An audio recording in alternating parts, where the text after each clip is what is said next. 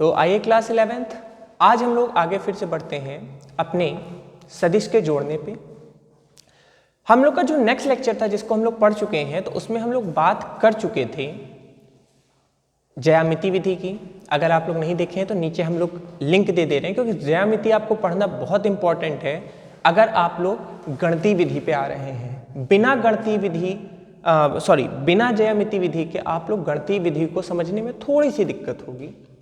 तो इसीलिए नीचे लिंक है, अगर आप लोग गणितीय विधि पढ़ना चाहते हैं तो आप लोग पहले ज्यामिति विधि में स्पेशली समांतर चतुर्भुज विधि जरूर पढ़ लीजिए। बाकी आप लोग पढ़िए चाहे ना पढ़िए, वैसे सभी आपको सिलेबस में है, पढ़ना तो सभी आपको पड़ेगा।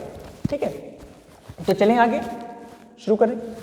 तो देखिए, जो अपना पहला विधि था ज्यामिति विधि, उसको हम लोग कंप्लीट कर चुके थे। आज हम लोग पढ़ेंगे गणितीय विधि,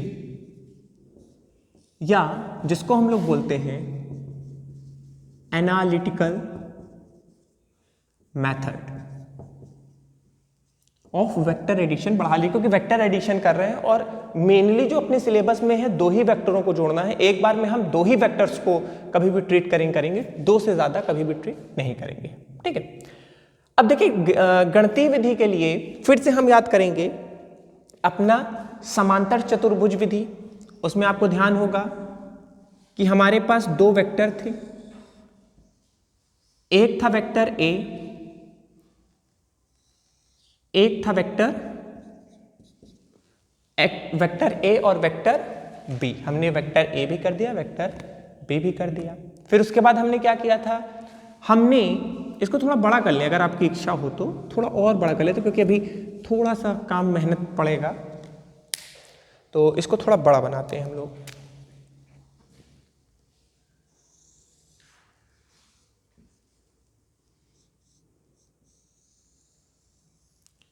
ये है हमारा वेक्टर ए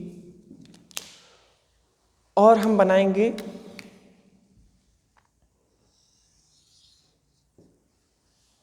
वेक्टर बी। ठीक है, तो वेक्टर ए और वेक्टर बी हमने बना लिया। अब हम अपना समांतर चतुर्भुज पूरा करें।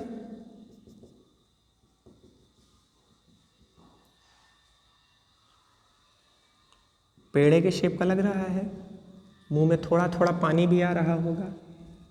अभी खा लीजिएगा, पहले इसको कंप्लीट कर लेते हैं। ठीक है,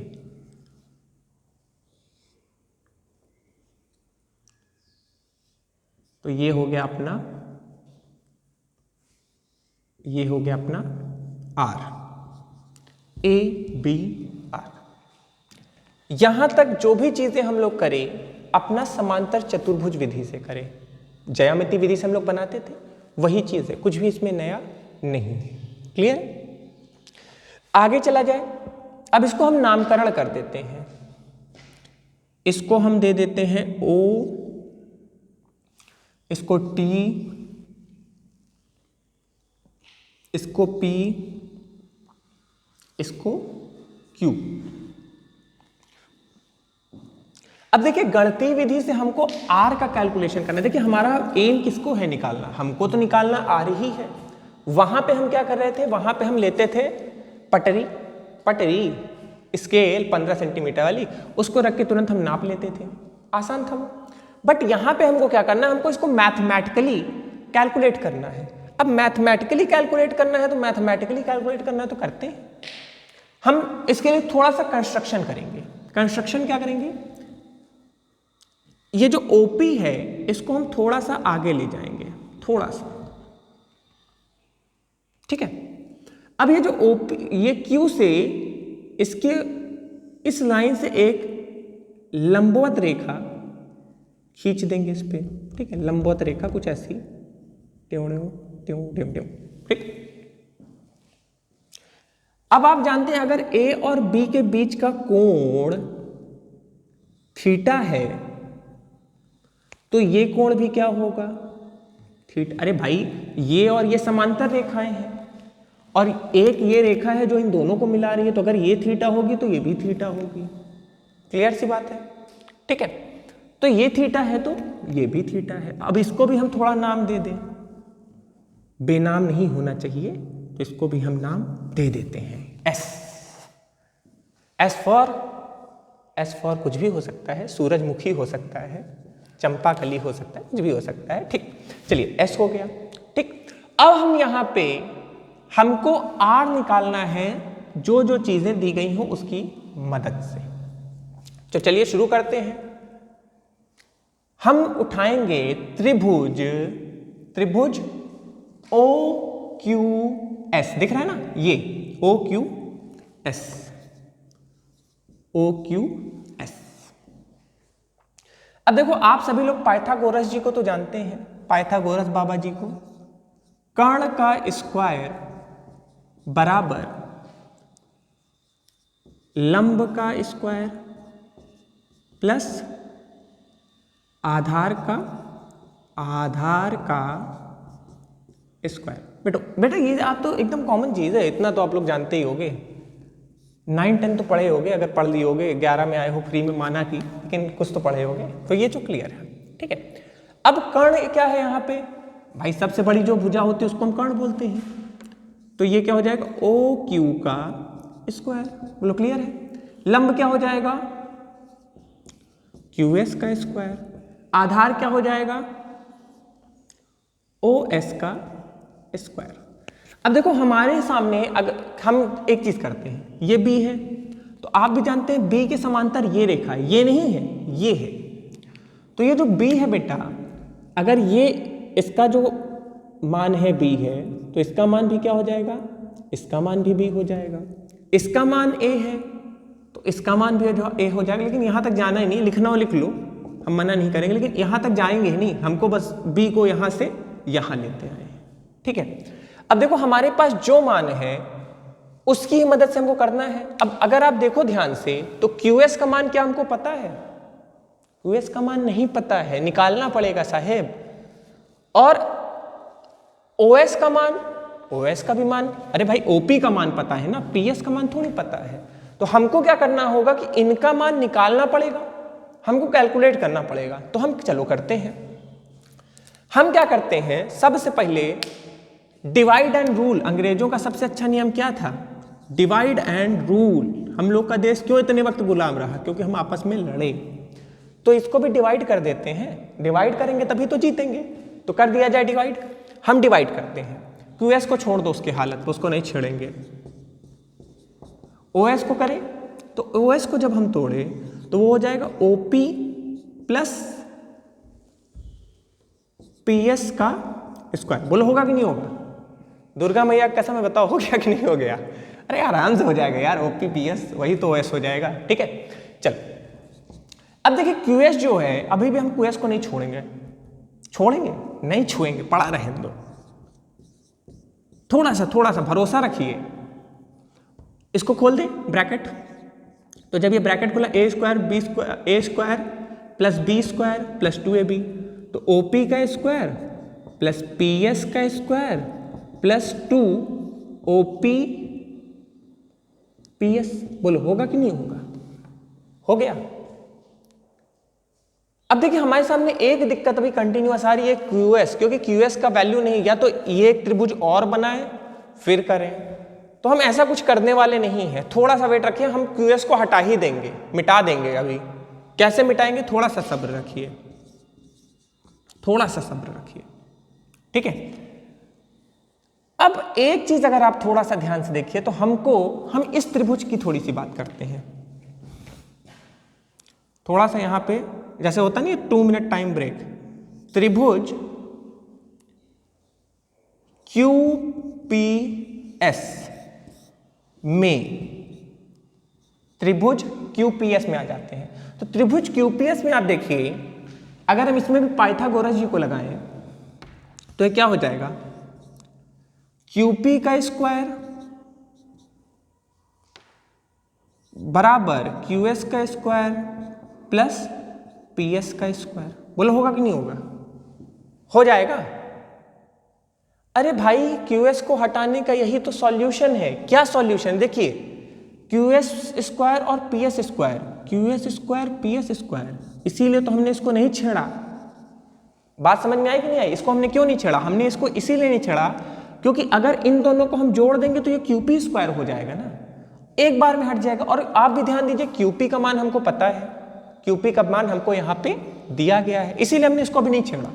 हमने इसको तोड़ा, OS को तोड़ा, OS को तोड़ के हमने प्रॉपर्ली ब्रैकेट ओपन करके लिखा, फिर हमने इन दोनों को क्या कर दिया, देखिए ये अंडरलाइन इसीलिए मैं कर दे रहा हूँ, देखिए देखिए ध्यान दीजिए, इसको हमने जब देखा तो हमने यहाँ पे फिर से QPS में आए, QPS में देखे कि इसको मतलब PS और इसको जोड़ देंगे तो ये क्या हो जाएगा, ये QP स्क्वायर हो जाएगा। इसको हम एक लाइन थोड़ा ऐसे लिख देते हैं जिससे और क्लियर हो जाए इस चीज को। तो आप ऐसे लिख लीजिएगा OQ का स्क्वायर, अब इसको एक ही ब्रैकेट में कर देते हैं, QS का स्क्वायर प्लस PS का स्क्वायर प्लस OP का स्क्वायर 2OP/PS। आप इसको अगर चेंज करके भी करते QS को तो कोई दिक्कत नहीं था, QS को आप चेंज करते तो ये क्या हो जाता, अरे भाई इसको अगर इसका आप एंगल निकालोगे त्रिभुज से तो ये हो जाता B, इसका क्या हो जाता B sin थीटा हो जाता उस विधि से भी, लेकिन वो थोड़ा लेंदी हो जाता, तो इसको हमने इस तरह कर दिया। अब QS स्क्वायर और PS स्क्वायर क्या हो जाएगा, QS स्क्वायर और PS स्क्वायर हमारा हो जाएगा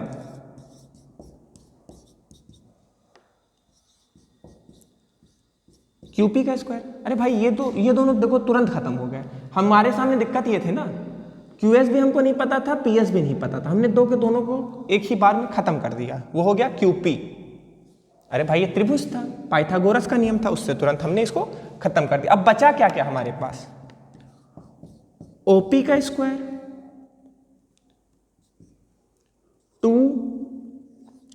2OP और PS।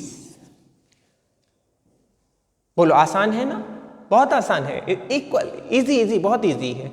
अब देखो आपको OQ का मान पता है, OQ का मान R है, QP का मान B है, OP का मान A है, 2OP तो 2 तो एक वैल्यू है, वैल्यू तो फॉर्मूले में एज इट इज रहेगा।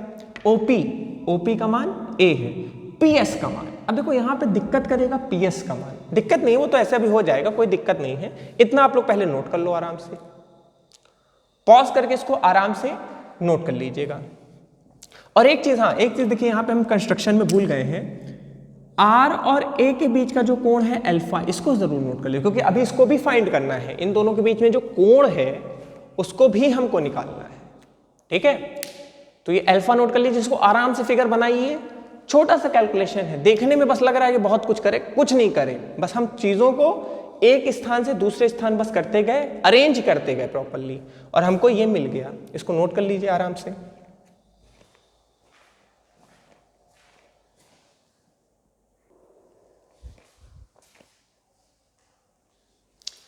चलिए इतना हो गया। देखिए इसमें मत कंफ्यूज होइएगा, इसको आप अगर नोट कर लिए हो तो इसको मैं फिर से लिख दे रहा हूं, क्योंकि थोड़ा इधर हो गया तो कंफ्यूजन हो सकता है आप लोग को। इसी को देखो हम इसको, इस लाइन को हम फिर से लिख देते हैं बेटा, आप लोग के समझने के लिए बस। इसको हम ऐसे लिखेंगे, देखो इसको और इसको मैंने बस पास लिखा, मैंने कुछ इनके संग किया नहीं, कुछ भी मेरा इरादा नहीं था गलत, मैंने बस इनकी जगह को बदल दिया, इसको इसके बगल में लाके बस रख दिया।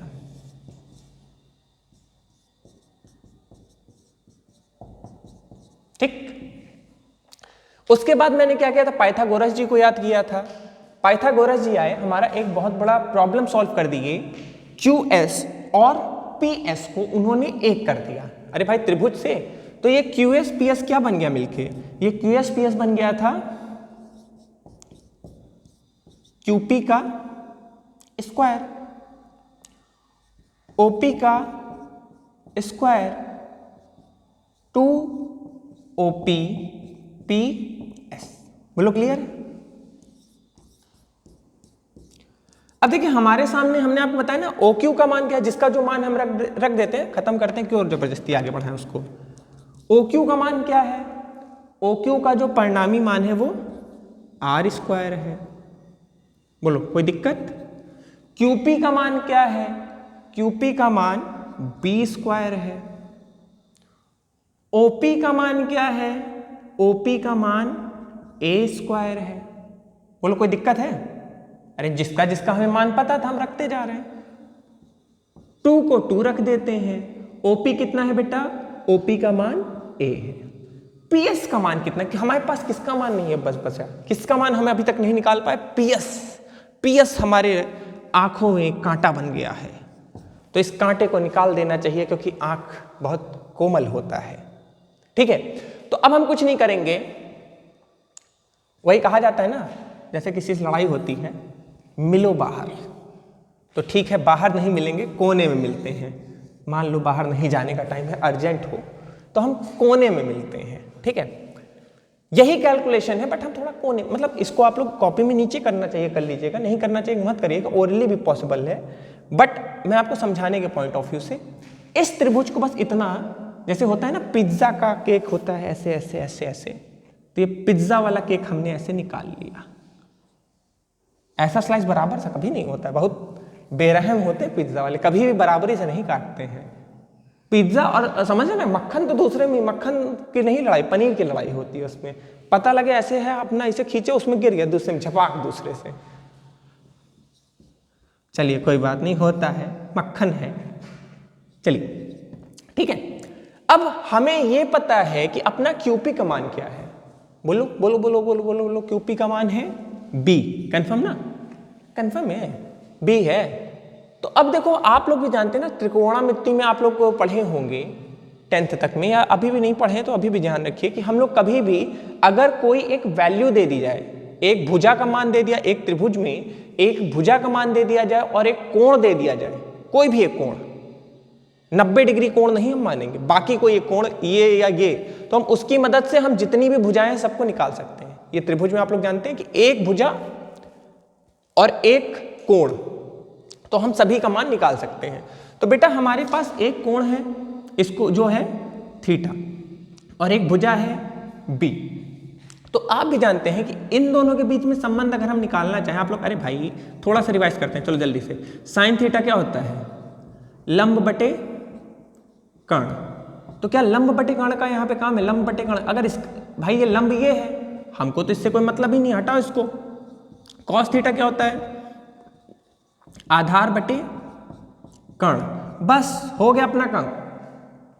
आधार बटे कर्ण, इसी को उठा लो, आधार को उठाओ, कर्ण को उठाओ। आधार हमको नहीं पता है तो आधार को आधार ही रहने देते हैं। कर्ण का मान क्या हो जाएगा? कर्ण का मान है बी, तो कर्ण को हमने रख दिया बी, और ये क्या हो जाएगा? कॉस थीटा हो जाएगा। ठीक है, तो आधार बराबर कितना हो गया? आधार बराबर बी कॉस थीटा। आधार को हम ये भी तो लिख सकते हैं, आधार की जगह हम इसको लिख देते हैं पीएस, बेनाम नहीं रखते इसको, आधार नहीं रखते हैं, पीएस कर देते हैं। पीएस बराबर बी कॉस थीटा। तो है क्या? उठाओ, ले आओ अपने इलाके में, बहुत इसने बदमाशी की, लाओ अपने इलाके में, ले आए। चलो, तो इस बाकी चीज तो बेटा एज इट इज यही रहेगा, कोई भी चेंज नहीं रहेगा। हमने सबको उठा के अपने इलाके में उठा लाए। पीएस की जगह हम क्या लिख देंगे? B cos theta. बोलो था आसान कि नहीं था आसान? बहुत आसान है यार, सिंपल सा। तो अब हम आर की वैल्यू मैथमेटिकली कैसे निकाल सकते हैं? तो आर की वैल्यू हम मैथमेटिकली इस सूत्र, अब स्क्वायर है, हमको आर की वैल्यू चाहिए, आर स्क्वायर तो चाहिए नहीं। तो स्क्वायर जब कोई चीज का वर्ग रहे तो उसको दूसरी साइड भेज देंगे तो वो क्या हो जाएगा? वो वर्गमूल हो जाएगा। तो ये इधर आ जाएगा, तो ये क्या हो जाएगा?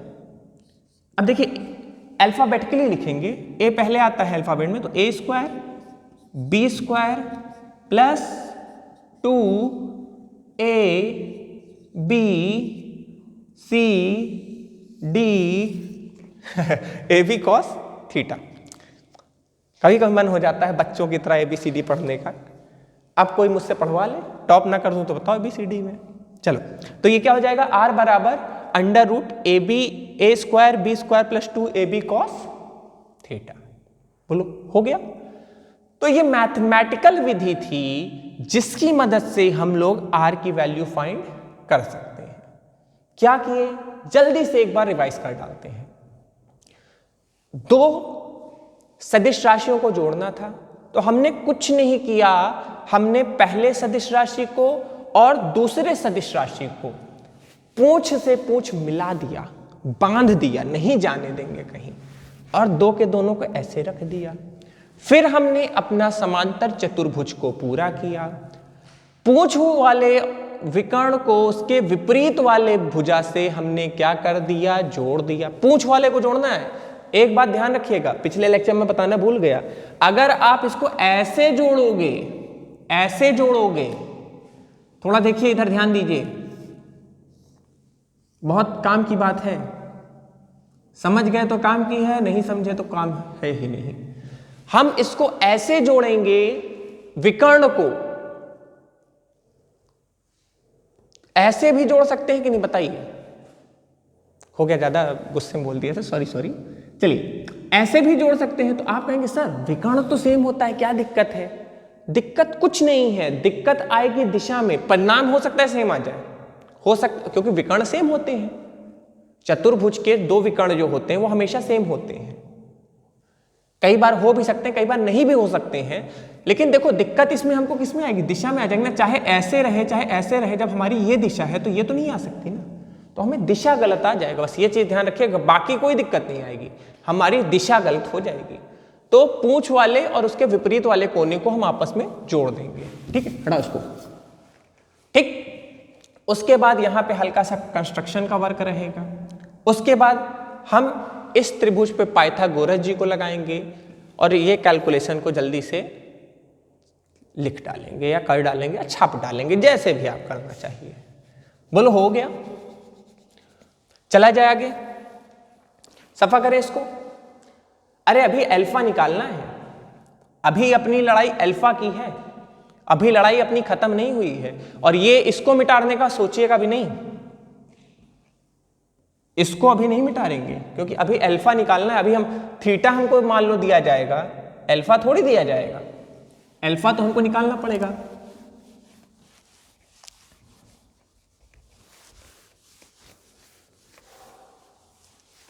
अब देखिए यहां पे हमको क्या करना है, अल्फा भी मैथमेटिकली कैलकुलेट करना है। अब आप कहेंगे सर टैन अल्फा क्यों लिए, कुछ और ले लेना था। अरे भाई पाइथागोरस जी जब हमें इतना रास्ता दिखाए तो यहां भी कंप्लीट करवाएंगे, तो हम फिर से वही लेंगे, पाइथागोरस वाला एक वही त्रिभुज फिर से ले लेंगे। लिख लीजिए अगर आपकी बहुत इच्छा हो, त्रिभुज ओ क्यू एस। ठीक है, त्रिभुज ओ क्यू एस लिए। अब त्रिभुज लिए तो आप भी जान रहे अल्फा ये है, अल्फा ये कौन है, ये तो 90 डिग्री, इससे कोई मतलब ही नहीं है, ये यही निकालना है हमको। तो आप भी जानते हैं कि हमको वैल्यू किसकी किसकी पता है, हमको इसकी पता है और इसकी पता है। ठीक है, मेनली अल्फा बीटा ही रहे, ए और बी ही रहेंगे, तो इसीलिए हम क्या लेंगे करेंगे, टैन अल्फा लेंगे। टैन अल्फा क्या होता है, लंब बटे आधार। लंब कितना है बेटा क्यू एस, आधार कितना है ओ एस। हम इसको और कायदे से लिखना चाहें तो ऐसे लिख सकते हैं, क्यू एस बराबर ओपी प्लस पी एस। बोलो क्लियर है।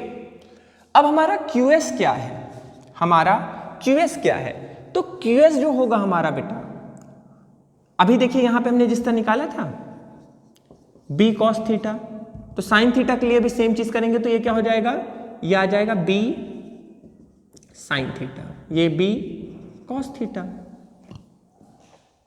तो क्यू एस कितना अपना हो गया, क्यू एस हो गया बी साइन थीटा। और ओपी, ओपी का मान ए था, पी एस का मान बी कॉस थीटा। तो टैन अल्फा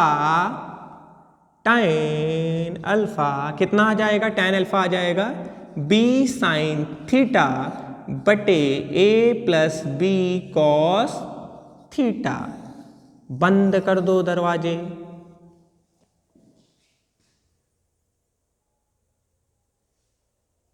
हो गया। और कई बार इसको हम इस तरह से भी लिख सकते हैं, अल्फा बराबर tan inverse b sine theta a plus B cos theta. बोलो क्लियर है? ये भी आप लिख सकते हो, दोनों चीज में कोई दिक्कत नहीं है। जल्दी से इसको नोट कर लीजिए, फिर यहां पे 3 स्पेशल केस की बात करेंगे और उसके बाद आप लोग की पेन को आराम देंगे। पेन बहुत थक गई होगी लिखते लिखते, अगर लिख रहे हैं तो। ठीक है, जल्दी से इसको नोट करिए। हो गया? सफा कर दें?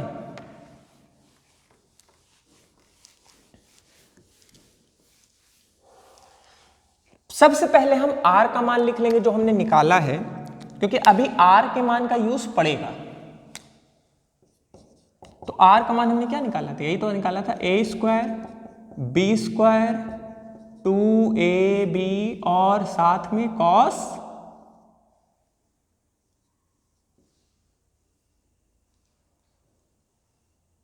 2ab cos theta.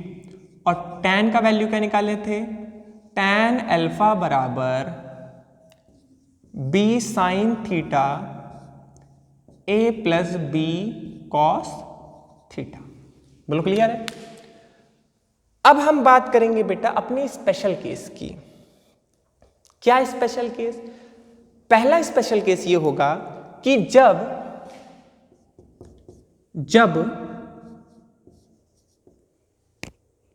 दोनों सदिश राशि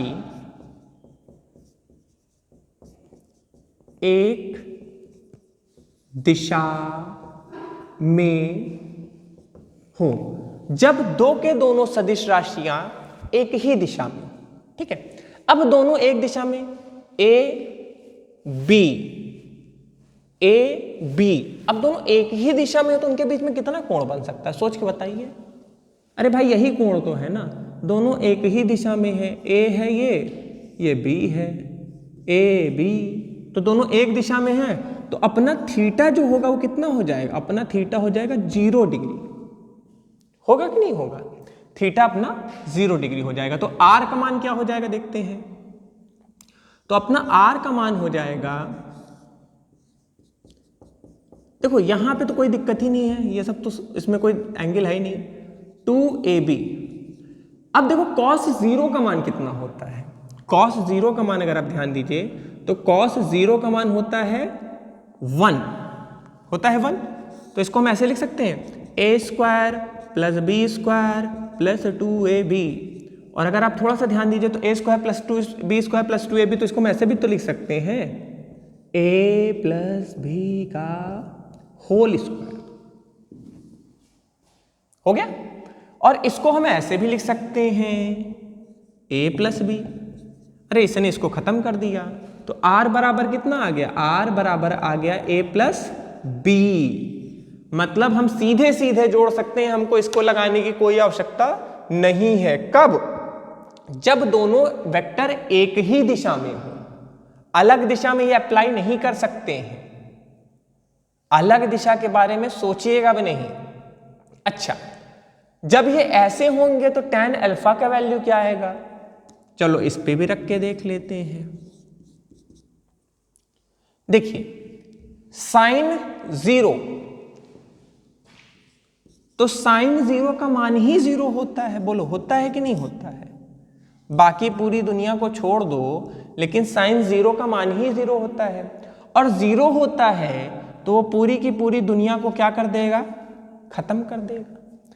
और आप भी जानते हैं कि tan की वैल्यू कब 0 होती है?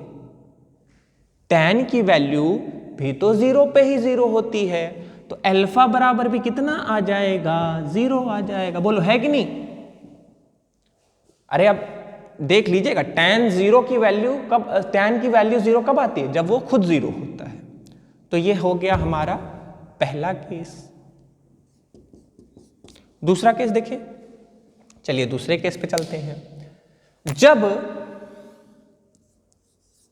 जब दोनों सदिश राशियां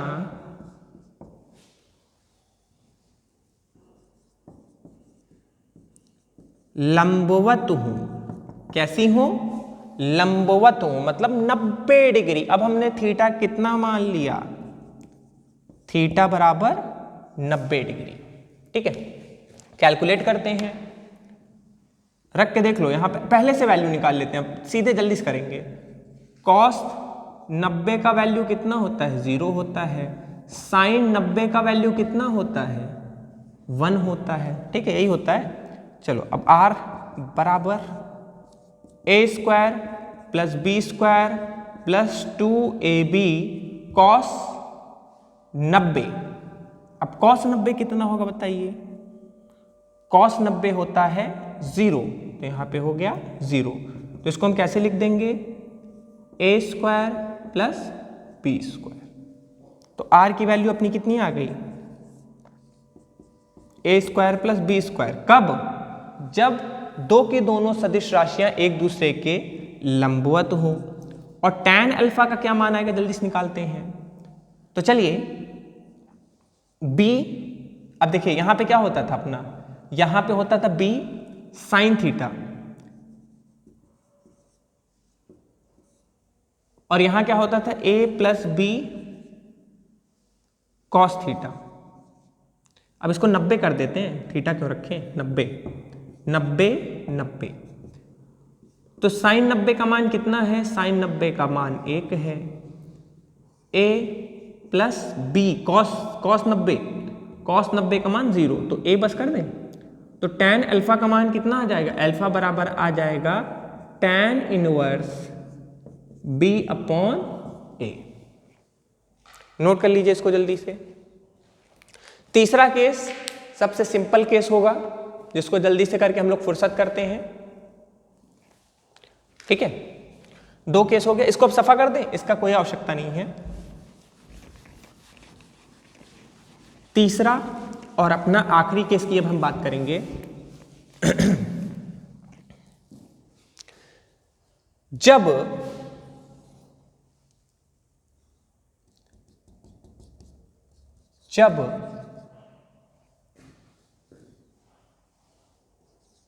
दोनों राशियां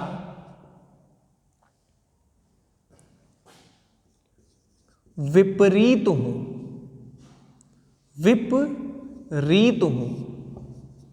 विपरीत हूं मतलब कि एक इधर तो एक इधर, मतलब थीटा बराबर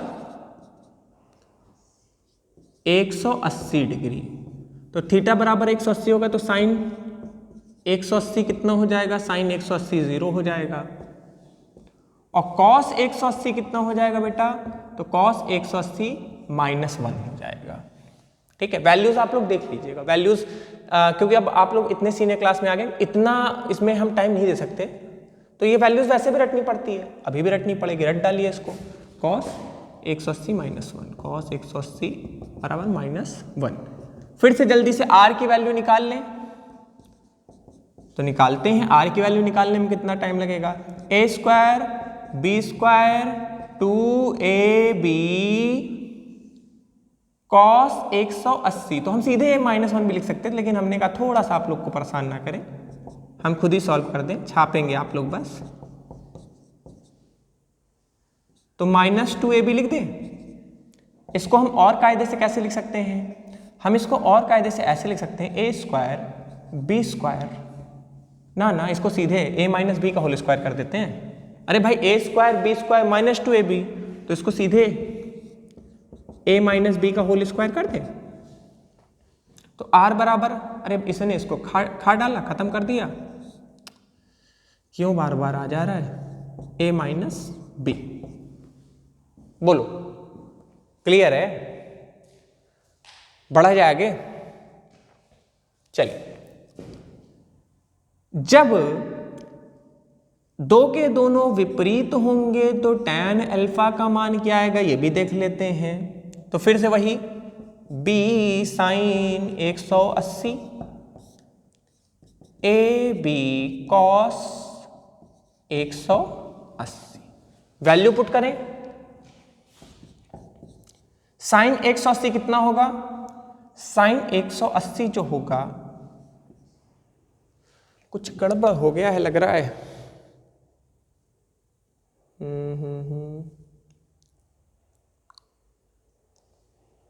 cos 01 होता है।